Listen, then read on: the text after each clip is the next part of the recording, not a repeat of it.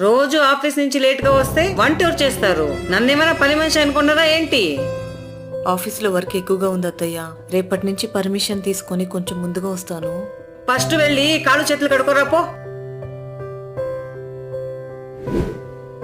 అదే మా అమ్మ అయితే నేను ఆఫీస్ నుంచి వచ్చేసరికి వంట చేసి పెట్టేది, నన్ను ప్రేమగా చూసుకునేది. అమ్మకైతే నా బాధ అర్థమవుతుంది, అత్తమ్మకి ఎందుకు అర్థమవుతుంది? అర్థమైతే ఎందుకు ఇంత కఠినంగా మాట్లాడుతుంది?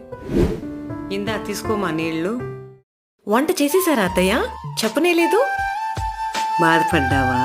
ఊరికే అలా అన్నాను. నేను కూతుర్ని కన్నాను మా. ఆడబిడ్డ మనసు నాకు బాగా తెలుసు. నేను తింటాను అత్తమ్మ. నువ్వు కూడా నా కూతురువే. ఏ మీ అమ్మ తినిపిస్తేనే తింటావా? ఈ అమ్మ తినిపిస్తే తినవా? తినమ్మా.